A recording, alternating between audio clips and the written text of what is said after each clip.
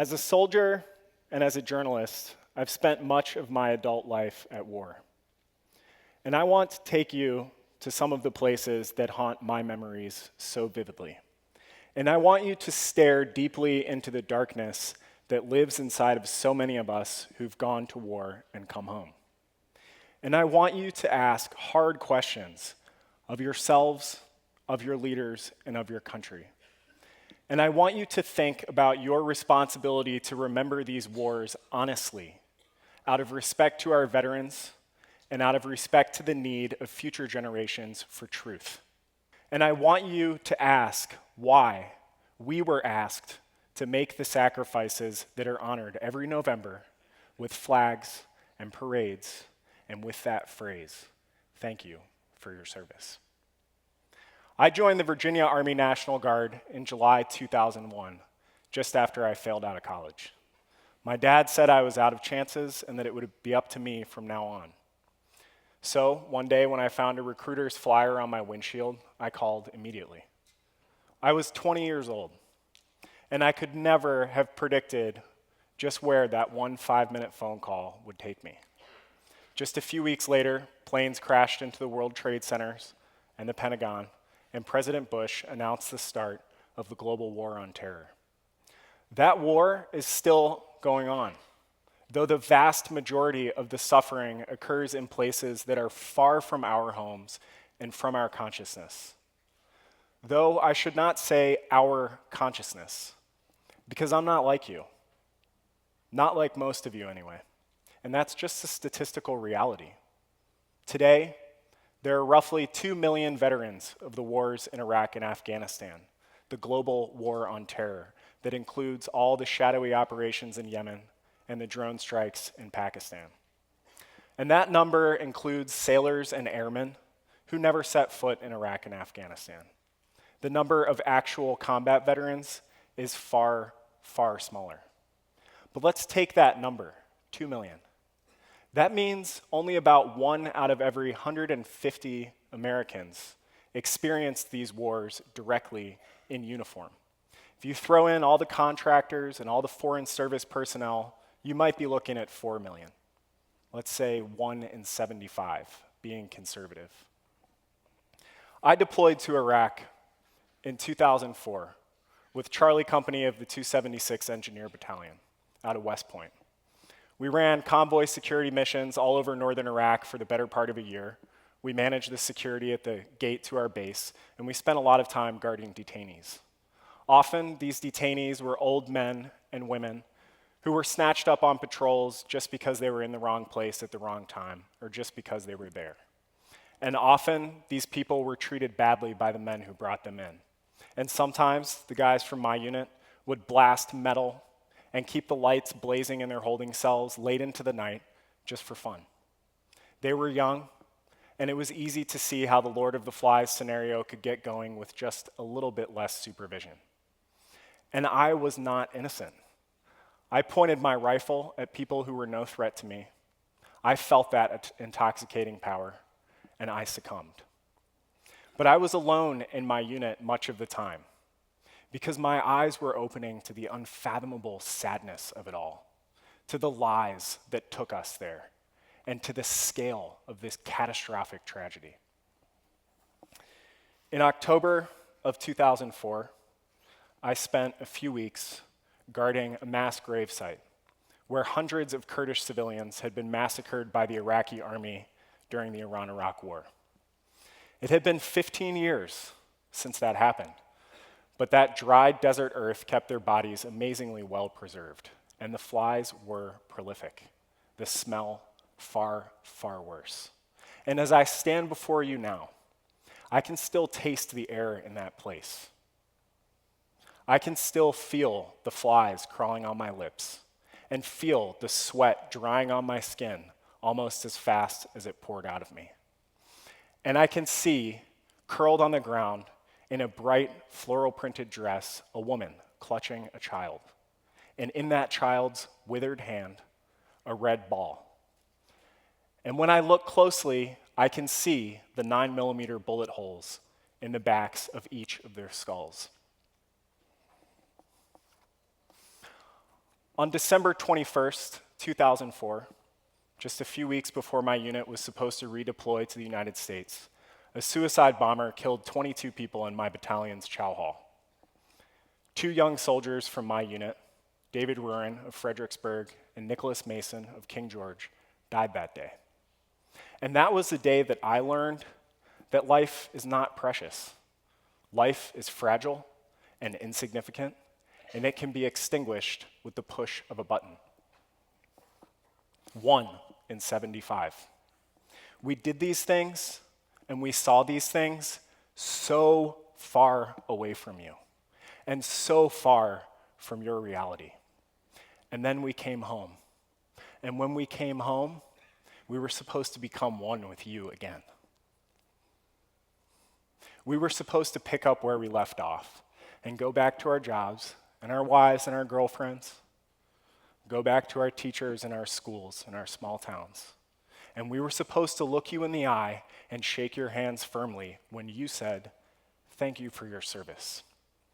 And we were supposed to be grateful that you weren't spitting on us or calling us baby killers, because you said that's what happened to the guys in Vietnam. And however apocryphal that may have been, we believed you. It's July 2010, and I'm on my second trip to Afghanistan as a journalist. And for a while now, I've been living with the men of Lima Company 36 Marines in a place called Marja in Helmand Province. Marja is a hub in the opium smuggling trade that takes drugs out of Afghanistan and into Pakistan. And that's a $3 billion a year industry that keeps the Taliban war machine going. And every day, these young Marines run patrols along the irrigation canals and through the poppy fields, hoping that they can catch young Afghan men about their same age, burying IEDs in the footpaths before those men arm the detonators and roll out the kite strings, and then sit patiently and wait for a Marine patrol to pass. Their battalion commander holds meetings with the tribal elders of Marja, trying to co-opt them and drive a wedge between them and the Taliban. And these men shake his hand, and they take his money, and they use that money to build their own militias. None of the younger Marines I'm with really understand the bigger strategy, and to be honest, neither do I. One night, I'm interviewing the platoon medic, a Navy hospital corpsman named Joseph Cubat, in the medic hut, when the radio crackles. There's a wounded girl at the gates. So we throw on our body armor and our headlamps, and we run as fast as we can through the darkness to the gate, where we find a half dozen Marines and Navy hospital corpsmen huddled around this little girl who was playing in her family's fields when she stepped on an IED that blew off all 4 of her limbs and literally ripped her face off. Her uncles, who brought her there on the back of a motorcycle, crouch in the shadows cast by the Humvee lights, wringing their hands with tears in their eyes as they watch these young Marines work. But everyone knows that she's going to die. But they breathe air into her lungs through an emergency tracheotomy, and they keep doing chest compressions. And when her pulse is finally gone, they are furious. They blame the medevac chopper that never came, but mostly they blame themselves. A few days later, that same group of Marines gets into a firefight with the Taliban. They call in a mortar strike on an Afghan compound that kills another little girl. And it was an accident, but it's one that they'll live with for the rest of their lives, just as they live with the memory of that little girl wheezing her final breaths at their feet on a blanket in the dirt. Over 7,000 Americans have died in Iraq and Afghanistan, and many tens of thousands more have come home wounded. Some of those wounded are amputees, whose prosthetics and burn scars make their wounds obvious for all the world to see. Others carry invisible wounds that are no less destructive to their lives or to their families. Nearly half of all Iraq and Afghanistan veterans now carry a service-connected disability. Others came out of those fires seemingly unscathed, or even stronger. But they carry memories of a different world, a world where all of the sacred laws and moral codes thou shalt not kill, thou shalt not point your rifle at children, were blown apart. And I'm one of those men. And we are men apart. We walk among you, but we have one foot in another reality, so distant that it may as well be another planet. I came to UVA in June 2005 as a 24-year-old transfer student fresh home from Iraq, and I was so happy to be here. I maxed out my National Guard tuition allowance, buying books that weren't even assigned for my classes, and Alderman Library was a second home to me, a refuge away from the diesel and the dust fumes that still swirled in my head. With all of my books spread out before me on a huge wooden table, with no noise but the flipping of pages, making notes in the margins, and sipping coffee from my thermos, I think I was as close as I will ever be to heaven. But the war kept pulling me back. In 2007, just as I was about to get out of the National Guard, my unit received the alert order to go back to Iraq. It was the height of the sectarian war, the surge was raging, and my unit was going to be tasked with IED sweeps in Baghdad. I had just shattered my arm snowboarding in Colorado, and I knew that if I told the Army doctors about my arm, there was a pretty good chance I'd be medically non-deployable. And I agonized over that decision for weeks. And in the end, I decided to tell them. In October of 2007, less than a month after my unit got back to Baghdad without me, my former squad that I'd trained with hit a massive IED. 2 men were killed, and several more came back to the US with injuries so severe that they were out of the fight for good. A few months after that, Jeremiah McNeil, a kid I'd known my entire time in the Guard, soft-spoken guy from the Tidewater area, was killed. Another IED, another patrol. And all I could do was bury my face in the carpet of my room, drowning in whiskey and the pain pills left over from my broken arm. And at school, nobody talked about the wars. I didn't even meet another veteran until my final year at UVA, because these were wars that the American people had done a terribly good job of avoiding, literally and figuratively. My first year at UVA, I got in a really bad fight. A drunk frat kid verbally assaulted me on the corner, and I followed him. And I said, "You need to apologize." And you can imagine what he said back to me. And so I hit him as hard as I could. And when he got up, I hit him again. And I hit him again. And I can still feel his nose going soft under my fist. And I can still see his hand wiping the blood from his face. And I can still see the terror in his eyes and the blood on the sidewalk.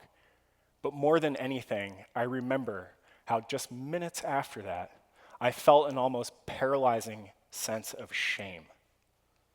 And I went to a bar and had a beer with my friend Sam, who patted me on the back, and I tried to act tough, but really I just wanted to go home and throw up. I hit him with the rage that I'd built up over a year in Iraq and back home, where I was suddenly surrounded by young men my age who were so blissfully unaware of the tragedy unfolding overseas, and who were so free from the risk and the pain.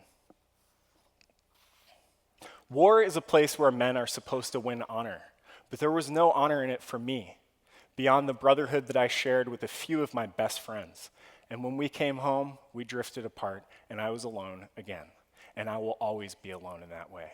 And it's something that I've come to accept, because it's an apartness that gives me critical perspective, even as it alienates me from my peers and my country. It doesn't give me pride, but it gives me strength. It's September 2010, and I'm back in Afghanistan, in Kandahar province this time, on another embed as a journalist with the 101st Airborne Division. And we've just been through a really, really hard 3 days of fighting. And it's the middle of the night, but my adrenaline is still surging so hard that there's no way I can sleep. So I head over to this little internet tent to check my email, because there's never anybody in line in the middle of the night. A few weeks before, I'd been on the other side of Kandahar province embedded with the 1/320th Field Artillery in a place called the Arghandab River Valley. And these guys were waging a vicious battle against IEDs and ambushes in the pomegranate orchards that line the Arghandab River. And coincidentally, a guy who was one of my best friends when I deployed to Iraq and came to Iraq with me was there that summer in the Arghandab too, as a platoon leader with the 1/320th. His name was Todd Weaver. And if you look at this photo, he's the guy on my right. And the guy on my left is Jeff Harris-Simowitz, another of our friends from Iraq. Todd Weaver and I were good buddies during our tour in Iraq, and when we came home, he went to William & Mary, and I went to UVA. And on drill weekends, I would stay at his house with Todd and Jeff. Well, I go to the internet tent that night, and I pull up Facebook, and I see a message from another one of our friends, Tommy Wilder, and all it says is, "Dude, Weaver died." Another IED, another patrol. Weaver was just one of hundreds of men who died in Afghanistan that year, but he was one who had a face to me, and one whose quirky tiptoe walk I knew so well, one who lifted weights with me and gotten drunk with me, and one who I dreamed about the future with. I became a journalist because I wanted to help Marines and soldiers tell their stories to a public that I didn't think was paying attention. And there's a Joseph Conrad quote that I think captures my ambition pretty clearly. "My task, which I'm trying to achieve, is by the power of the written word to make you hear, to make you feel. It is, before all, to make you see." And that's my task. That's my mission, to make you see. And more than that, to make you stare. Stare into the eyes of these men who I've photographed and ask, what have those eyes seen? What does the world look like through those eyes? And stare into your own eyes in the mirror and ask, what responsibility do I have in all that has been done in our name? As a voter, as a citizen, as a consumer, and as a conscious human being. In the near future, Kandahar province, where Weaver died, may very well fall to the Taliban. And Mosul, where Weaver and I served way back in 2004, fell to ISIS last year. And now we're sending more and more advisors to Iraq, and our special forces are already fighting in Syria. And the end, which seemed so near when we withdrew from Iraq in 2011, is once again nowhere in sight. But even if the bullets stopped flying, the end for the 1 in 75 of us who've been there is no end. There is no closure, there is no resolution, because we live forever in this final chapter.